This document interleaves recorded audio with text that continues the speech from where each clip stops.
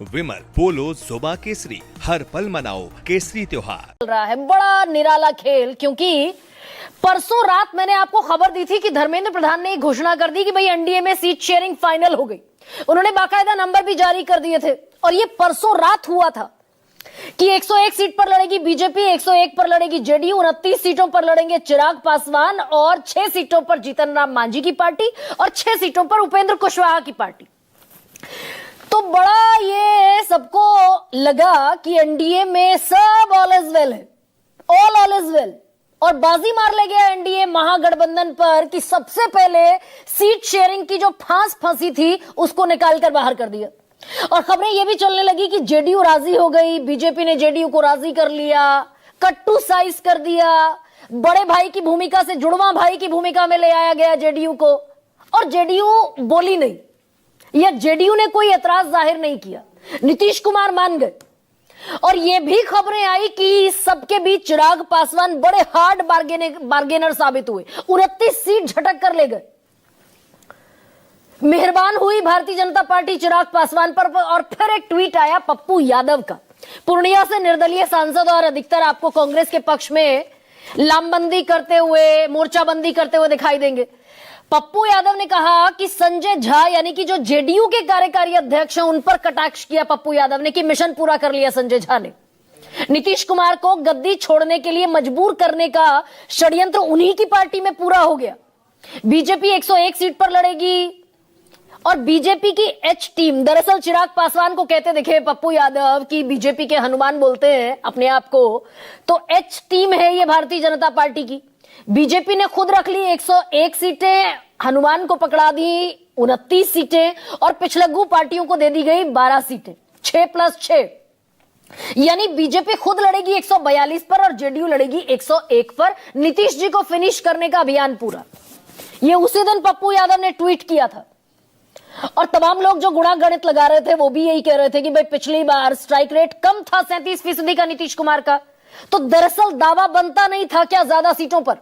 लेकिन अब खबर यह है जिसका मैंने शुरू में जिक्र किया कि टकराव तक नौबत पहुंच गई है और नीतीश कुमार खासे नाराज बताए जा रहे हैं। और इतने नाराज हैं कि आज सुबह 2 घंटे की इमरजेंसी मीटिंग हुई उनके घर पर, जिसमें जेडीयू के 3 बड़े कर्ता धर्ता नेता मौजूद थे, जिसमें ललन सिंह थे और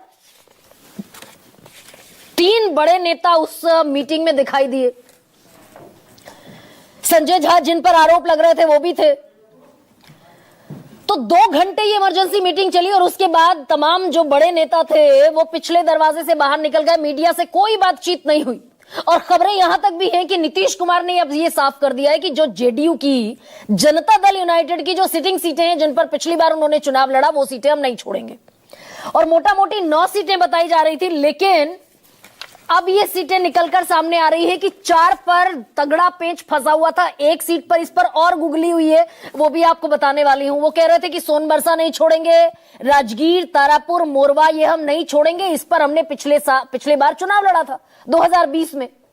इस बार दावा कर रही थी इस पर चिराग पासवान की पार्टी इन 4 सीटों पर, एलजेपी आर।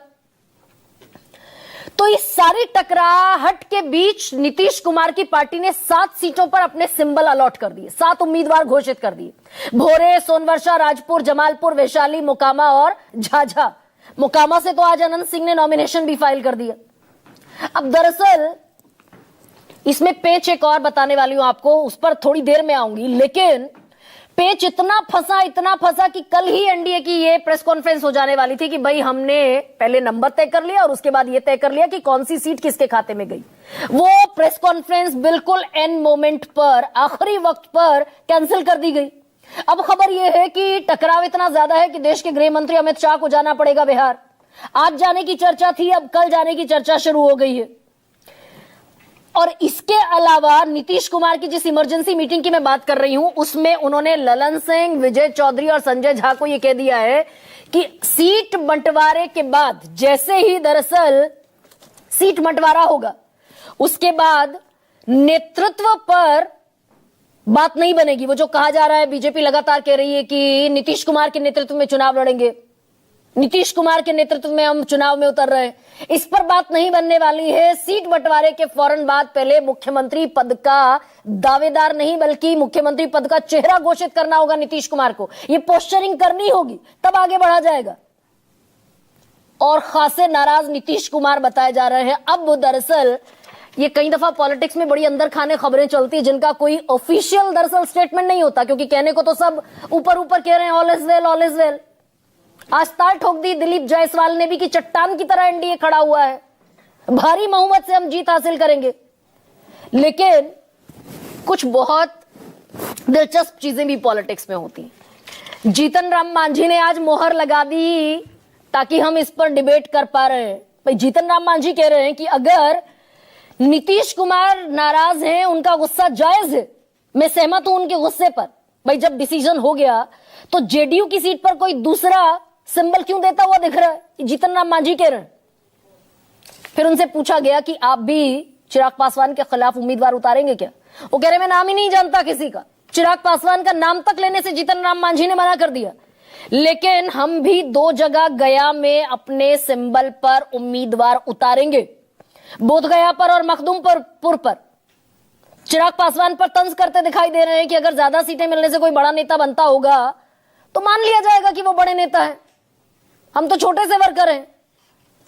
और संतोष सुमन उन्हीं के बेटे, उन्होंने एक और कमाल की ताली ठोक दी कि एनडीए का जो सीट शेयरिंग का फॉर्मूला है वो बदल सकता है, यानी नए सिरे से अब ये ऐलान हो सकता है किसको कितनी सीटें। संतोष सुमन कह रहे हैं। और ऐसे में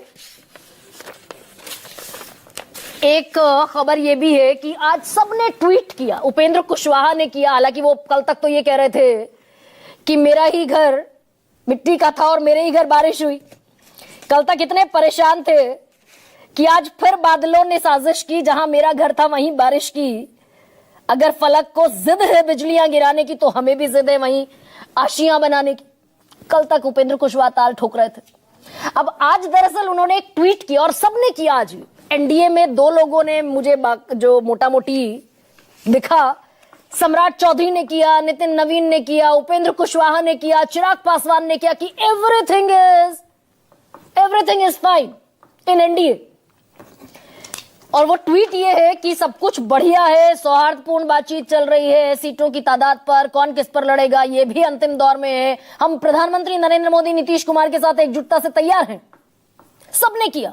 लेकिन जेडीयू के किसी भी नेता ने, जनता दल यूनाइटेड के किसी भी नेता ने इस पर कोई अपने पत्ते नहीं खोले। और अलावा इसके एक और बात यह है कि जिस सीट पर, तारापुर सीट पर जेडीयू का सिटिंग विधायक है, उस सीट पर बीजेपी ने सम्राट चौधरी को, अपने उप मुख्यमंत्री को उतार दिया, सिंबल दे दिया, कैंडिडेट बना दिया।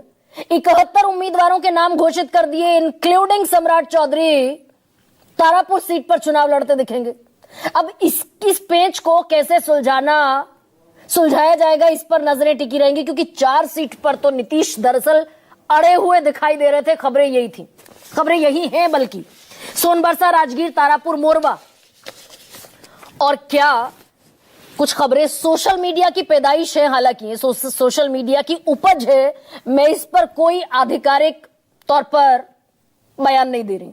लेकिन खबर यह है कि नीतीश कुमार दरअसल कांग्रेस के साथ भी बातचीत कर रहे हैं कि अगर यहां पर कुछ भी उल्टा पुल्टा कुछ होता है तो क्या उधर का भी रास्ता खुला हुआ है, क्या यह भी खंगाला जा रहा है क्या? I am not स्टेटिंग it officially. और दूसरी तरफ यह है, अभय दुबे आज थोड़ी देर पहले कांग्रेस के प्रवक्ता प्रेस कॉन्फ्रेंस करते दिखे, बड़े तल्ख शब्दों का उन्होंने इस्तेमाल किया कि सत्ता की भूख मिटाने के लिए आपस में लड़ रहे हैं एनडीए के लोग, मुख्यमंत्री के होठ सिले हुए हैं। और यह भी कहते दिखे कि एनडीए जोड़ तोड़ माथा फोड़ गठबंधन है। अब दूसरों पर दरअसल उंगलियां उठाना बड़ा आसान है। इधर तो कल तेजस्वी यादव दिल्ली में थे, लेकिन केसी वेणुगोपाल से बात हुई, अजय माकन से बात हुई, 1.5 घंटा उलझे रहे इस बात पर कि हम 52 सीटों से ज्यादा नहीं देंगे, तेजस्वी यादव ने कहा। और अजय माकन और केसी वेणुगोपाल कहते दिखे कि 65 से कम तो बात नहीं बनेगी। और राहुल गांधी से मिले बगैर लौट गए तेजस्वी यादव। और मुकेश सहनी उन्हीं के साथ फ्लाइट में थे, वो जो आते वक्त दिल्ली ये कहकर आए थे कि भाई महागठबंधन का स्वास्थ्य खराब है, सेहत ठीक नहीं है महागठबंधन की, सारे डॉक्टर दिल्ली में है। दोनों तेजस्वी यादव और मुकेश सहनी एक ही फ्लाइट में पटना पहुंचे, लेकिन अलग अलग बाहर निकले, यहां तक कि साथ बाहर निकलते हुए भी नहीं दिखाई दिए। तो यहां भी और कमाल का खेल एक और हुआ भाई। कल लालू प्रसाद यादव ने सिंबल बांटे कुछ प्रत्याशियों को, 6 प्रत्याशियों की खबर आ रही। कांग्रेस के साथ रगड़ा झगड़ा इतना बढ़ा क्या कि वो देर रात सारे सिंबल वापस ले लिए गए सारे कैंडिडेट से। ये भी होता हुआ दिख रहा है। और इधर माले, वो जो लेफ्ट पार्टीज हैं, उन्होंने इस बात का झमेला ही छोड़ दिया है कि भाई सारे सीट शेयरिंग होगी, तय होगा कौन कितनी सीटों पर लड़ेगा।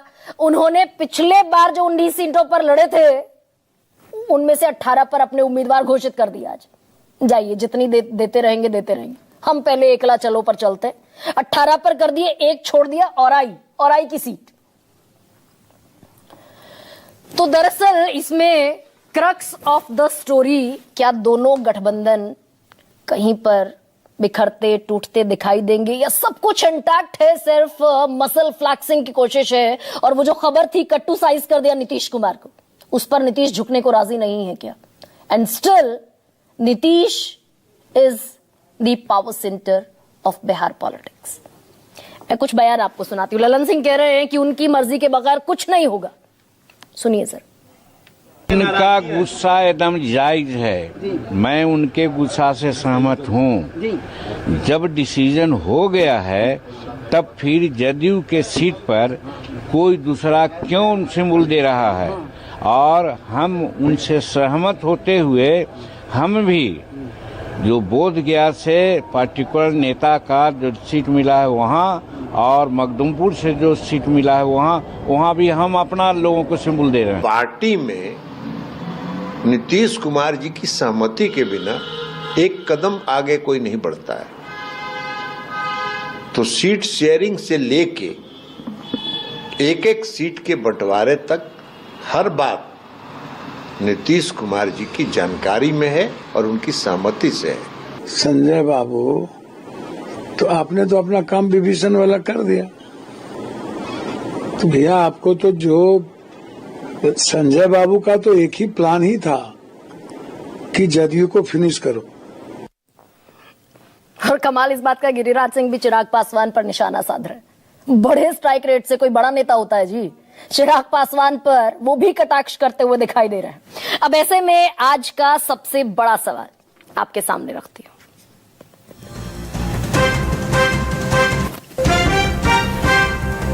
सीट बंटवारे से नाराज है नीतीश, खेला होगा 25 से 30। और दूसरा सबसे बड़ा सवाल ये कि महागठबंधन में कांग्रेस दिखा रही है ताव, तेजस्वी देंगे भाव। और मेरे साथ धनंजय गिरी जुड़ रहे हैं, प्रवक्ता है भारतीय जनता पार्टी के। अभय दुबे जो थोड़ी देर पहले प्रेस कॉन्फ्रेंस करते हुए दिखाई दिए थे, जोड़ तोड़ और माथा फोड़, कांग्रेस के प्रवक्ता, वो भी मेरे साथ जुड़ गए हैं।